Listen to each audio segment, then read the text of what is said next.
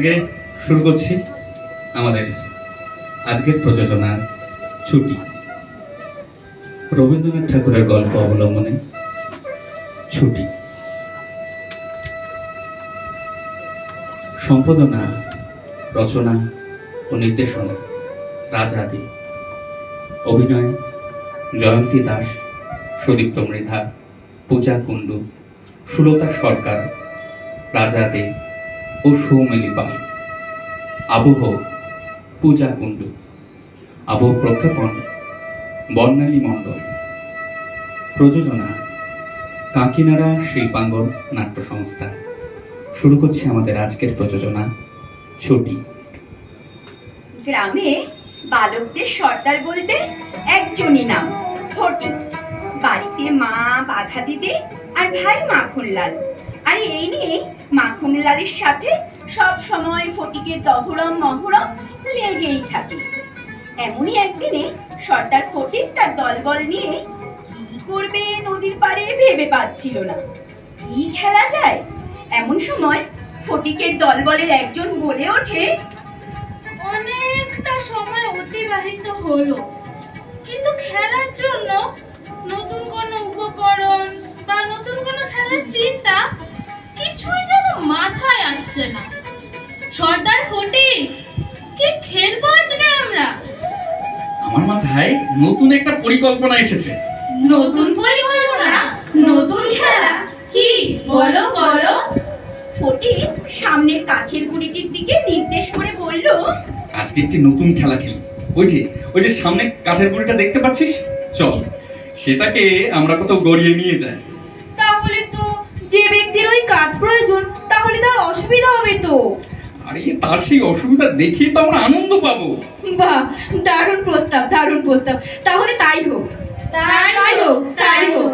এমন সময় ফটিকের ছোট ভাই মাখনলাল, যে এতক্ষণ চুপ করে বসেছিল, সে হঠাৎ উঠে গিয়ে কাঠের গুঁড়িটির উপর গিয়ে বসলো। সকলে সেটা দেখে অবাক হয়ে গেল। এই মাখন, এই তুই কি করছিস রে? ওটাতে বসলি কেন? ওটাকেই তো এখন আমরা গড়িয়ে গড়িয়ে অন্য জায়গায় নিয়ে যাব। এটাই তো আজকে আমাদের খেলা। এই মাখন, ওঠ। কি করছিস তুই ওটাতে? আমি নীরবে চিন্তা করছি। কি বললি তুই? কি করছিস? ওঠ, ওঠ এর থেকে। মাখনলালকে সকলে কাঠের গুঁড়ি থেকে ওঠানোর চেষ্টা করলো, কিন্তু মাখন আরো ভালো করে কাঠের গুঁড়ির উপর নিজের অবস্থান পাকা করে বসলো। ফটিক তখন আস্ফালন করে মাখনের সামনে আসে এবং মাখনকে বলতে থাকে, দেখ, মার খাবি কিন্তু, এই বেলা ওঠ বলছি। কিন্তু এতেও মাখনলালের স্থান পরিবর্তনের কোনো উপক্রম দেখা গেল না। ফটিক আরো রেগে যায় এবং বলতে থাকে, আমি এখন বালক সর্দার হিসাবে নিজের রাজ সম্মান রক্ষাতে তোর গণ্ডদেশে একটি কষিয়ে চড় দিতে পারি, কিন্তু করব না।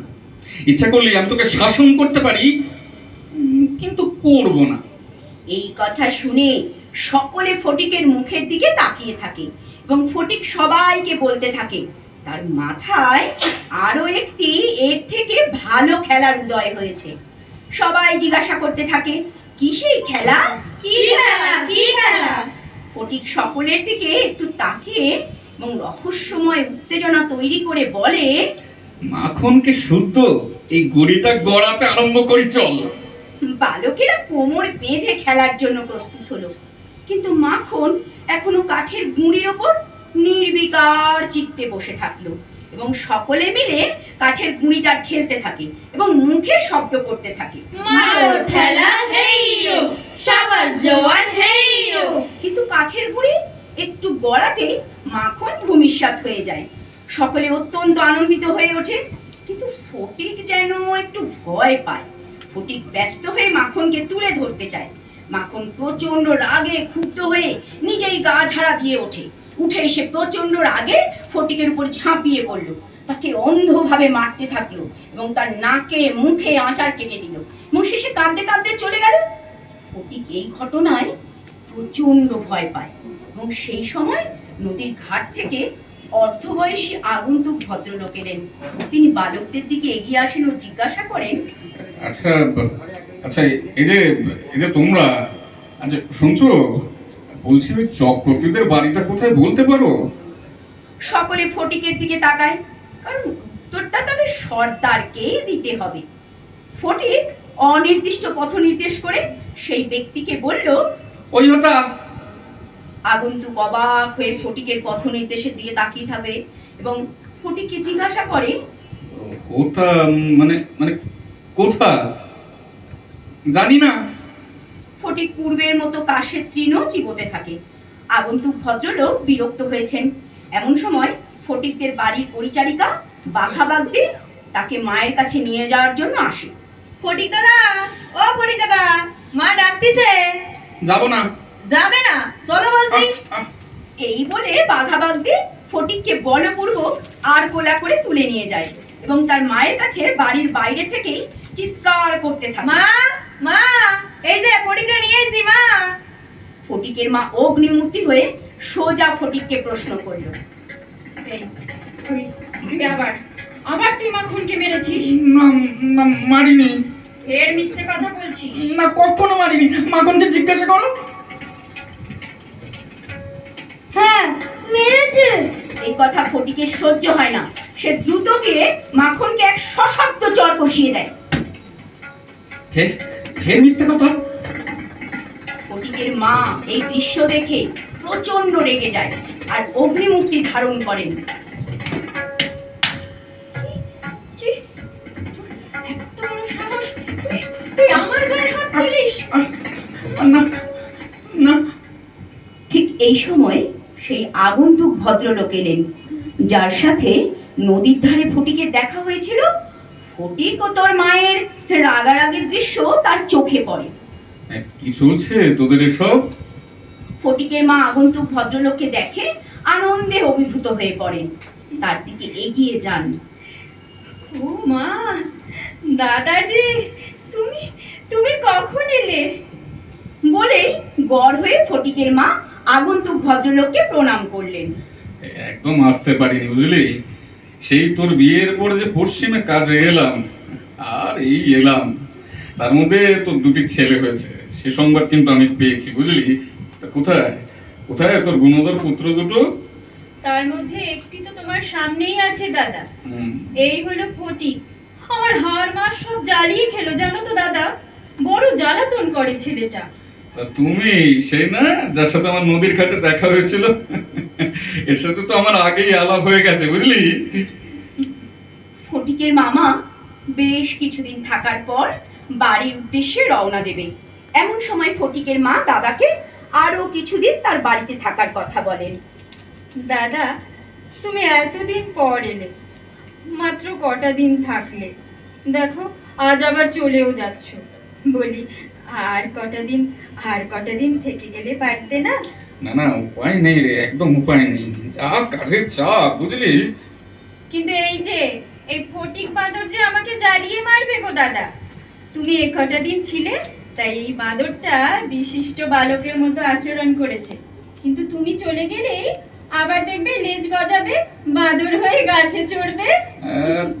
তা এক কাজ করা যায় না বলছি, ফটিককে যদি আমি কলকাতায় নিয়ে গিয়ে নিজের কাছে রাখি, মানে সেখানে তার পড়াশোনা করায় উপযুক্ত শিক্ষা দেওয়ার ব্যবস্থা করি, তাহলে এ তো খুব খুব ভালো হবে দাদা। তাহলে তো আমার ছেলেটা মানুষ হবে বলো। কিরে ফটিক, মামার সঙ্গে কলকাতায় যাবি? অবশ্যই যাব মামা। বাহ বাহ, সেই ভালো, চল তুই আমার সাথে চল। এখানে মাকে একদম অতিষ্ঠ করে মারছিস। কবে কবে যাব মামা? এক্ষুনি চল চল। মাখনের দিকে তাকিয়ে যাওয়ার আগে ফটিক বলতে থাকে, অবশ্য আমার আনন্দে আমার ছিপ ঘুড়ি লাটাই সমস্তই তো কি তোকে ভোগ দখল করার অধিকার দিয়ে গেলাম রে মাখন। ফটিক মামা বাড়ি চলল। বিশ্বম্ভর বাবুর বাড়ি, ফটিকের মামার বাড়ি। ছিমছাম সাজানো গোছানো আসবাবপত্রে পরিপূর্ণ। ফটিকের মামি একটি চেয়ারে উপবেষ্টিতা। এমন সময় বিশ্বম্ভর বাবু ফটিকের সাথে বাক্স ইত্যাদি নিয়ে ঘরে প্রবেশ করলেন। আরে এই দেখো, আরে কোথায় আছো? দেখো দেখো কাকে সাথে করে নিয়ে এসেছি। আরে আমার ভাগ্নে ফটিক, কোথায় গেলে গো? ফটিকের মামি বিরক্ত হয়ে ফটিককে পাশের ঘরে জিরিয়ে নিতে বললেন। ফটিক ঘর থেকে চলে গেলে মামাকে জিজ্ঞাসা করতে থাকেন, তাই এ কি এখন থেকে এখানেই থাকবে? হ্যাঁ মানে মানে সেই রকমই তো ভেবেছি। শোনো, আমার তিনটি ছেলে মেয়ে নিয়ে আমি নিজেই হিমশিম খাচ্ছি, তার মধ্যে এই অশিক্ষিত পাড়াগে একটা ছেলে এখানে থাকবে? বলি, তোমার এত বয়স হলো, কোনো কাণ্ড জ্ঞান আছে? কিছুদিন সময় যায়, মামা ফটিককে তার ছেলে মেয়েদের সাথে স্কুলে ভর্তি করে। কিন্তু মামিমার কাছে ফটিককে সব সময় অত্যাচারিত হতে হয়। বাড়ির কাজ করানো থেকে শুরু করে তার ছেলে মেয়েদের থেকে আলাদা করে দেখা, তাকে কম খেতে দেওয়া, সবটাই চলতো মামার অগোচরে। কিছুদিন যাওয়ার পর একদিন বিশ্বম্ভর বাবু এবং তার স্ত্রী ঘরে বসে আছেন। এমন সময় হন্তদন্ত হয়ে তাদের ছেলেমেয়েরা স্কুল থেকে বাড়ি ফিরে তার বাবাকে নালিশ করলেন, বাবা, আমরা আর কোনোদিনও ফটিককে নিয়ে স্কুল যাব না। কেন, কি হলো আবার? হ্যাঁ, ও একদিনও পড়া পারে না, মাস্টার মশাইয়ের কাছে প্রতিদিন মার খায়, সকলকে কেউ ভূত বলে। তাদের কথাবার্তা চলতে চলতে ফটিক বিধ্বস্ত অবস্থায় ঘরে প্রবেশ করলো। কেন রে ফটিক, একদিনও পড়া পারিস না কেন? হ্যাঁ, পড়া তো পারেই না, এমনকি মাস্টার মশাই বোর্ডে অঙ্ক বসিয়ে দিলে তা দেখে খাতায় টুকতেও পারে না, সব সময় যেন অন্যমনস্ক হয়ে থাকে। কেন রে ফটিক, বলি ব্যাপারটা কি? না মানে মানে মামা বাবু, আমি না বইটা হারিয়ে ফেলেছি। এই শোনা, তোমাকে মাসে 5 বার বই কিনে দেওয়ার সামর্থ্য আমাদের নেই। হ্যাঁ, মামি রেগে ছেলে মেয়েদের নিয়ে ঘর থেকে বেরিয়ে যান। ফটিক কাঁদতে কাঁদতে মামাকে বলতে থাকলো, মামা মামা, আমি আমি মায়ের কাছে যাব, আমার গ্রামে যাব। এখানে এখানে আমাকে কেউ কেউ পছন্দ করে না, সবার কাছে আমি খারাপ। আমার আমার দম বন্ধ হয়ে আসে মামা।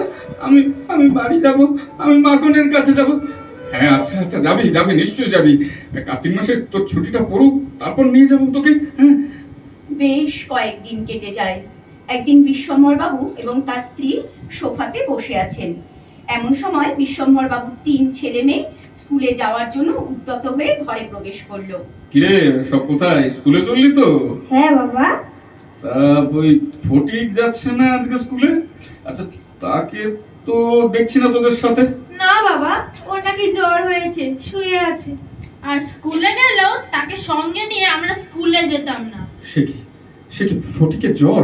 এই জ্বর তো কি? হ্যাঁ, জ্বর তো কি? একদম আদিক্ষেতা দেখাতে যাবে না বলে দিলাম। জ্বর না ছাই, নাটক নাটক, ওসব নাটক। কাজ না করার যত সব অজুহাত। কাজ মানে ও আবার কি কাজ করবে? এই কাজ মানে আর কি কাজ? ওই তো ওর ওর নিজের কাজ। কিন্তু কিন্তু বলছি, শোনো না, জ্বর হলে তো ডাক্তারবাবুকে একবার ডাকতে হবে। একদম না, ওর পেছনে টাকা খরচ করার কোনো প্রয়োজন নেই। এ এ সাধারণ জ্বর, ও কালকের মধ্যে দেখবে এমনিই সেরে যাবে। আচ্ছা আচ্ছা, তুমি যখন বলছো তখন দেখি দেখি একবার। পরের দিন সকালবেলা বিশ্বম্ভর বাবু স্ত্রীকে জিজ্ঞাসা করলেন, তা ফটিকের জ্বরটা এখন কেমন আছে গো? তা আমি কি করে জানবো? এখনই তুমি? আচ্ছা আচ্ছা, রাতে কি খেয়েছো? বলতে পারবো না। তুমি তুমি কাল রাতে ওকে খেতেও দাওনি? তুমি না মামি, মাতৃসমা। ছি ছি ছি ছি। আমি আমি আমার বোনকে মুখ দেখাবো কি করে? হ্যাঁ, তোমার জন্যই। ঠিক এমন সময় বিশ্বম্ভর বাবুর 3 ছেলে দৌড়ে ঘরে প্রবেশ করলো। সকলেই হাঁপাচ্ছে। বাবা, বাবা, ফটিককে খুঁজে পাওয়া যাচ্ছে না। আমরা বাড়িতে অনেকবার খুঁজলাম, সব জায়গায় খুঁজে দেখেছি, কিন্তু কোথাও নেই। বাড়ির আশেপাশে খুঁজে দেখলাম। সে কি ছেলেটার জ্বর, তার মধ্যে খুঁজে পাওয়া যাচ্ছে না? আচ্ছা চল চল চল, আমরা একটু আশপাশেটা আরেকবার খুঁজে দেখি, তারপর তারপর নয় আরেকবার থানায় যেতে হবে। ফটিকের মামা ফটিককে খুঁজে না পেয়ে থানায় খবর দিয়ে আসেন। বাড়িতে বিশ্বম্ভর বাবু খুবই উদ্বিগ্ন হয়ে পায়চারি করতে থাকেন। কি করবেন ভেবে না পেয়ে, না না না না না, ছেলেটাকে নিয়ে এসে আমি খুব খুব অন্যায় করেছি। বুঝতেই পারিনি এমনটা হবে। ভেবেছিলাম আমার মামি মায়ের মতন তার খেয়াল রাখবে, আমার ছেলেরা ওর বন্ধু হবে, ভাই উঠবে। না, কিন্তু কিন্তু হলো তার উল্টোটাই। আমি যদি আগে জানতে পারতাম তাহলে এমনটা হতে দিতাম না, না কিছুতেই না। আচ্ছা আচ্ছা, থানাতেও তো খবর দিয়ে এলাম, জানি না কোথায় গেল ছেলেটা। এমন সময় দুজন পুলিশ ফটিককে ধরাধরি করে নিয়ে ঘরে প্রবেশ করলেন।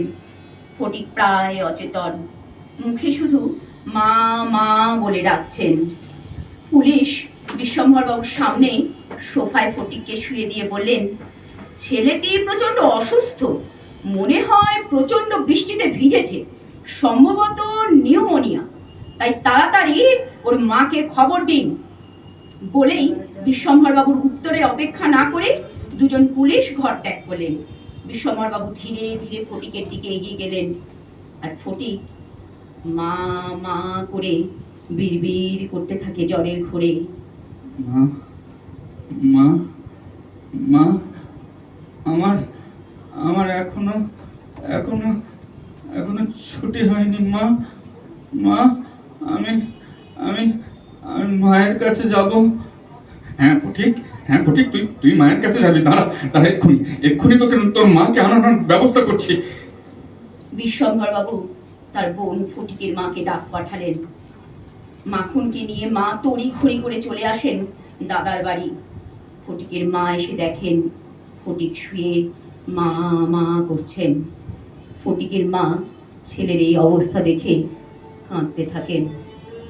ফটিক ফটিক ফটিক ফটিক মা মা মা আমাকে আমাকে মারিস না মা। না না বাবা, না না। সত্যি সত্যি বলছি, আমি আমি আমি কোনো কোনো দোষ করিনি মা। মা মা আমি আমি সমুদ্রে যাত্রা করছি, ওই যে ওই দূরে দূরে মা স্টিমারের খালাসিরা রশি ফেলে রশি ফেলে রশি ফেলে সুর করে জল মাপতো। আমি কিন্তু রশি ফেলেও জলের তল পাচ্ছি না মা। মা মা আমার আমার ছুটি হয়েছে মা। মা মা ফটিক ফটিক সোনা মানিক আমার, কি হয়েছে কি হয়েছে বল। এই তো আমি আছি তো, আমি আছি তো বাবা, তোর তোর কিচ্ছু হবে না, কিচ্ছু হবে না। এই তো আমি তোর মা। বাবা আমার আমার আমার ছুটি হয়েছে মা। মা মা আমি আমি আমি বাড়ি যাচ্ছি মা। মা মা মা মা ফটিক ফটিক ফটিক মায়ের কান্না ফটিক ফটিক রে, কোথায় গেলি? আমি তোকে বাড়ি নিয়ে যেতে এসেছি বাবা, ফিরে আয় বাবা, আমি তোকে আর মারবো না। ফটিক ফটিক রে। মায়ের কান্নার শব্দে ভেসে যায় সমস্ত কিছু। হারিয়ে যায় গ্রাম্য শৈশব, গ্রামের বালক ফটিক সর্দার হারিয়ে যায় চিরতরে এই শহরতলিতে।